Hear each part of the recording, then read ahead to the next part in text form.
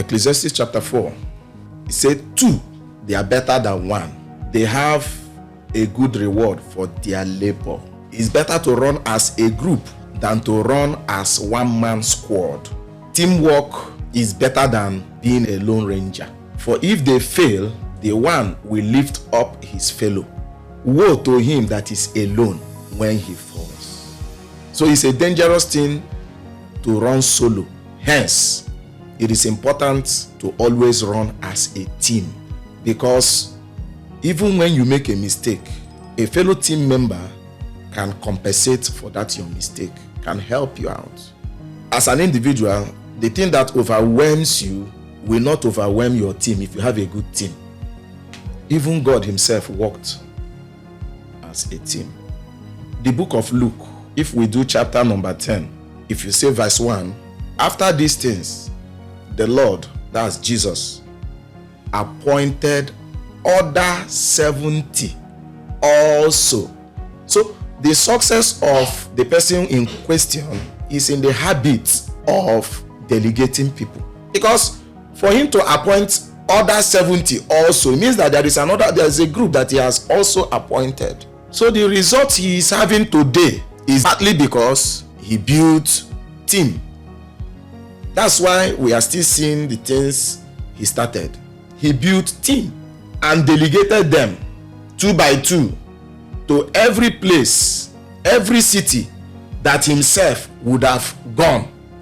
So let me just talk about delegation, empowerment, and accountability. It is very essential if you want to maximize the performance of your team and individual growth. If you want to maximize the performance of people, and if you want people to grow and then maximize their impact, you must learn to delegate. You must learn to give them assignments, share responsibility. I cannot be saying I want somebody to get better and I will not give you a task. Delegation in itself is like empowering somebody.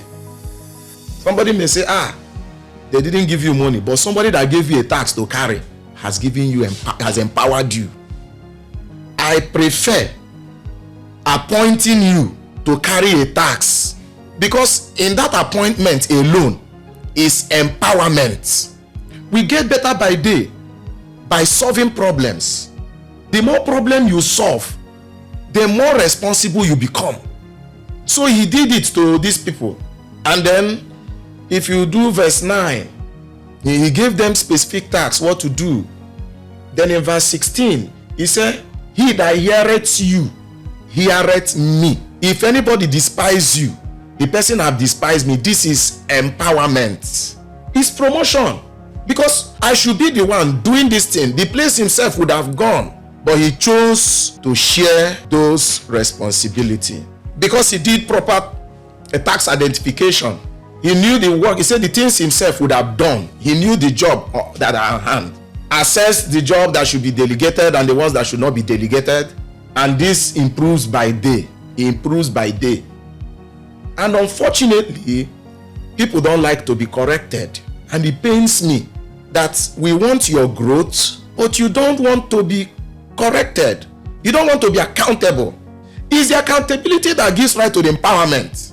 And the 70 returned, verse 17, and returned again with joy. They came to give accounts. They were excited. At least for the job you gave us to do, excitement, reports. This is what we have encountered. This is the success we are having. Excitement. Somebody that delegated you, you expect the person not to do evaluation. How do you want to grow? Delegation, accountability, then empowerment. You have been given a task, and many will be given a task. There is need for excitement. Show excitement. But as we show competence, as we show growth, more responsibilities are given. These guys were excited. They returned with joy. Do we really show those excitements? Then see what happened in verse 19. Behold, I give unto you power. Empower them. because he saw what is expected. Before he said, heal the sick.